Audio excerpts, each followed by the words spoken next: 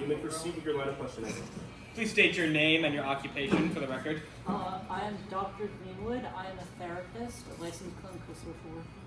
And what is your relation to my client? I am his therapist. So, obviously, not breaching any standards that would anger the hippopotamus.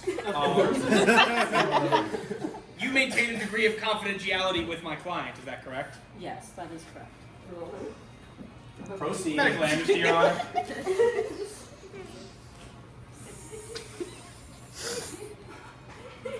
Now, I do not wish to speak to my client. I do not wish to speak for my client, especially in his time of great need.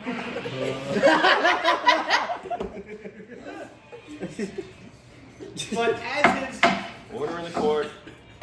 But as his therapist, can you speak at all to this without giving away anything that would upset the hippo? Anything that can you speak to his physical condition? Is it something that he talks to you about during your sessions? I will be honest, this is a completely different man. This is a completely different man. Yes. Like the guy who's ripping ass right now is not your client. No, he is my client. He is your client. I've just never seen him like this before. Oh, he's like a totally different beast, is what I'm hearing. Yes. Like, okay. So he's never exhibited this kind of behavior before. No, certainly not. He has only been the most kindest little soul I've ever met. Well, I think the fact that he spews shit out of his asshole doesn't have to be kind of Objection hearsay. I'm spitballing. Overruled.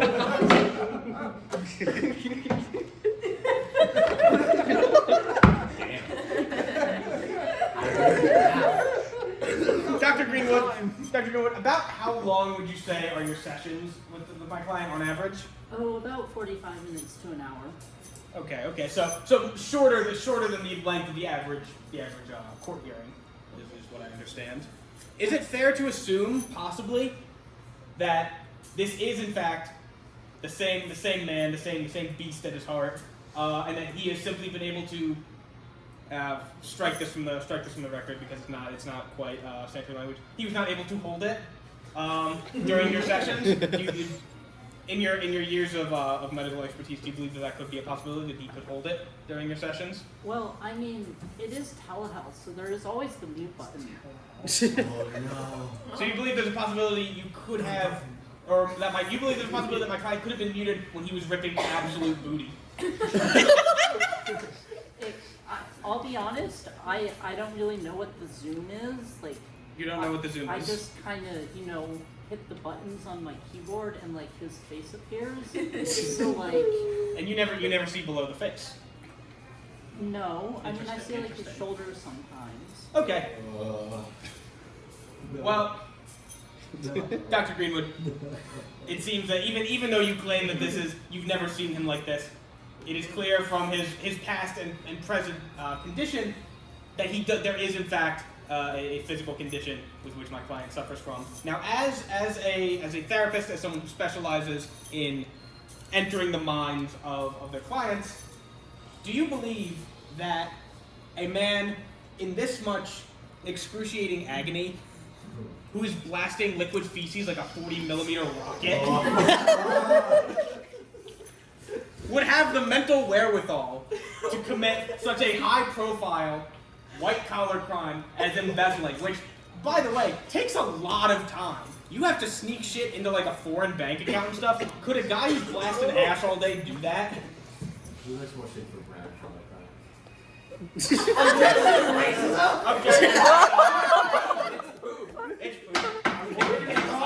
Order in court. Bailiff, please remove this man from my courtroom. Thank you. Going back to your question earlier, even before knowing that this condition impacts my client so heavily, I would have to say that he could never.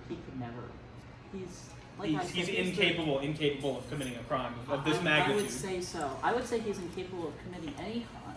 Could you elaborate on that? Could you speak to your personal experience as to why he would not commit this crime? That probably would violate HIPAA. The hippo would not like that. Where's up, hippo?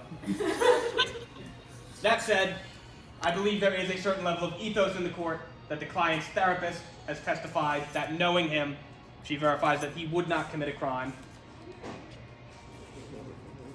All right, thank you, counsel.